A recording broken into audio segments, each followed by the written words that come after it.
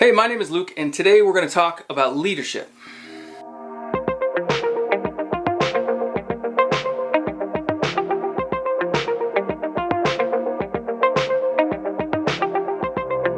Today we're going to talk about leading people who are insecure. There are three ways to feel insecure. You can feel unsafe in your body, you can feel unsafe in your relationships, and you can feel useless. So, how are you going to fix these as a leader? How are you going to fix? You can't fix it. Leadership is not fixing things. How are you going to help?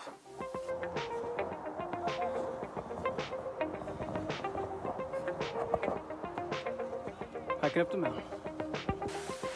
Three things too. A lot of threes today. First of all, identify the issue. Is it relational? Is it that they don't feel useful? They don't feel effective? You don't feel like you're getting better? I'll tell you, if you don't feel like you're getting better, you feel like you're dragging everybody else down, that's going to cascade into your sense of belonging. So sometimes you can see people's sense of belonging falling apart when it really is about they feel like they're not improving, they're not performing at the level that they should. And maybe that's true. That's where you could help them.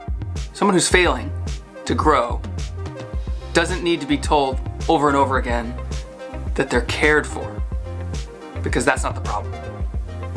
What can you do to help insecure people? Celebrate small wins. Start recognizing it.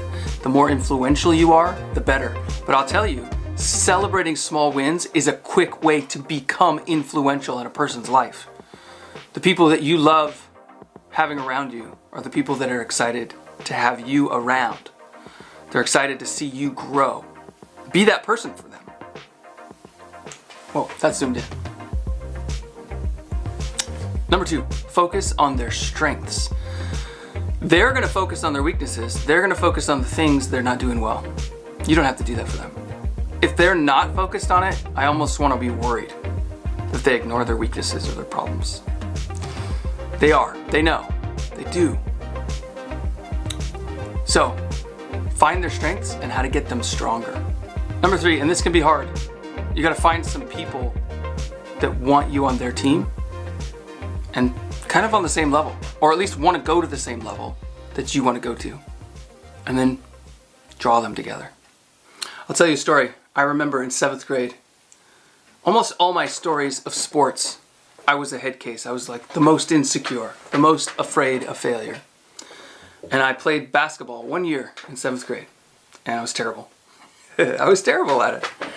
I was always worried that I was going to do it wrong, and so I did. Well, or I didn't do anything, which is even worse. We were in the last game of the season. We went to this tournament at a big high school, and we lost. We were losing the game. It was, one of those middle school games where it's 60-12.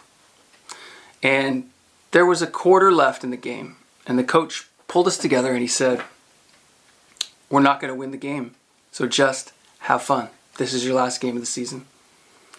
And it was like a switch went off in my head, and I went out there and I ran around like crazy, stealing the ball from anyone who had it on the other team, chasing down every loose ball, taking every shot I was afraid to take.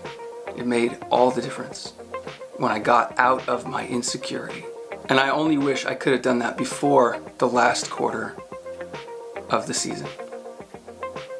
I'll tell you, confidence is the thing we're all looking for. Their fear is holding back their potential.